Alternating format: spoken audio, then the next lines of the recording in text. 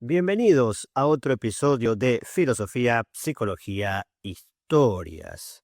Hoy vamos a hablar, a pedido de un oyente, de la depresión, de la melancolía antigua a la ciencia moderna. La depresión es un trastorno que ha sido conocido y tratado de maneras muy diversas a lo largo de la historia, desde los antiguos griegos, que la llamaban melancolía, hasta las modernas terapias cognitivas.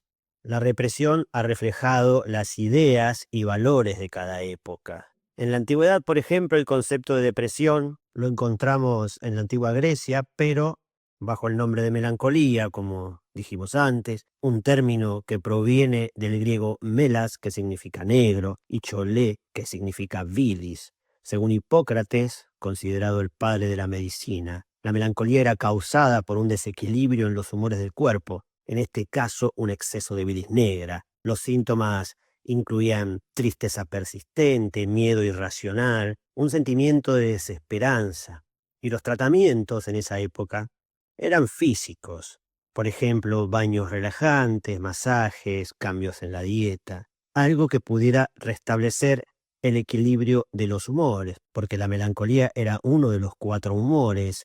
Estaban también la flema, la cólera y la sangre, es decir, el melancólico, el colérico, el flemático y el sanguíneo. Más tarde Galeno expandió estas ideas, añadiéndole la importancia de la conexión entre la mente y el cuerpo.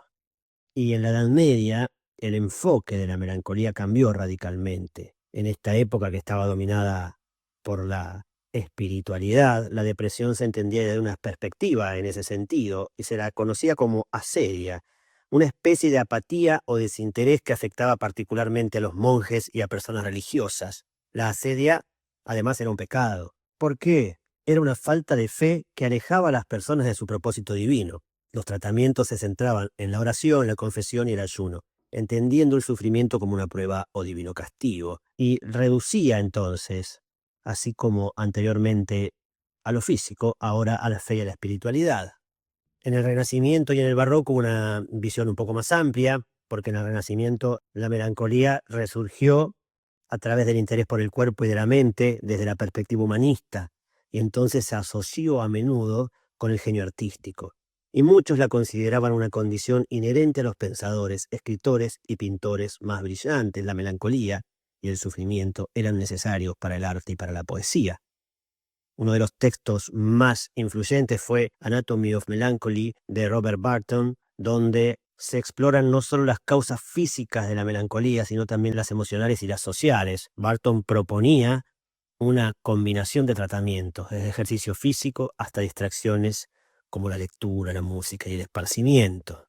Esto abrió las puertas a una comprensión más holística de la melancolía, aunque aún sin un enfoque científico sólido en el sentido de la ciencia moderna.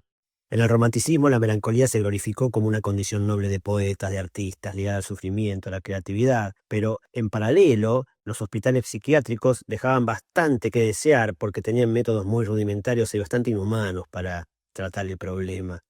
Mientras tanto, se preparaba para un nuevo fenómeno que era la psicología, que iba a relacionarlo con experiencias de pérdida, de frustración y de trauma. Ya en el siglo XX, con la revolución médica y científica, hubo muchos avances. Freud, a través del psicoanálisis, propuso que la depresión podía surgir de conflictos inconscientes, pérdidas no resueltas y sentimientos de culpa, pero recién en el 50, 60, la depresión se vinculó directamente con desequilibrios químicos en el cerebro. Se pasó nuevamente a un aspecto físico, pero más cerebral, nervioso. Se dijo que la melancolía tenía que ver con desequilibrios químicos en el cerebro, por lo tanto, los antidepresivos serían inhibidores de la monoaminoxidasa y ofrecerían una esperanza a los pacientes. Y también surgió la terapia cognitivo-conductual, que fue una herramienta efectiva para abordar los pensamientos negativos que perpetúan la depresión. Entonces, la combinación de la psicoterapia y los medicamentos marcaron un cambio significativo en el enfoque del tratamiento, es decir, ya no era una virtud necesaria para ser artista, sino que es un problema del individuo que debe ser medicado. En la actualidad tenemos un enfoque multidimensional, Podemos entender la depresión como un trastorno complejo con raíces biológicas, psicológicas y sociales, y también espirituales. Los tratamientos incluyen desde terapias psicológicas, medicamentos, enfoques más avanzados, más holísticos, estimulación transcraneal y, en casos graves, hasta terapia electroconvulsiva. Pero lo que en muchos casos se ha llegado es a combatir el estigma social de pensar que la depresión es una debilidad personal. En este pequeño glosario de lo que fue la melancolía y la depresión, quería dejar un poco reflejado cómo va evolucionando la comprensión de algo a través de la historia, ¿no? Porque desde la viris negra de Hipócrates hasta las modernas terapias combinadas, avanzamos mucho, no porque el tratamiento sea mejor, sino porque lo que cambia es el punto de vista. Podríamos decir que la depresión es una de las grandes causas de sufrimiento en el mundo y quizás podemos tener muchos recursos para ayudar a los seres que están con este problema. Me despido con una frase de Víctor Hugo que ubica a la melancolía como una expresión de la vida virtuosa acompañada a la tristeza, porque así eran los románticos. Y esta frase dice así: la melancolía es la felicidad de estar triste.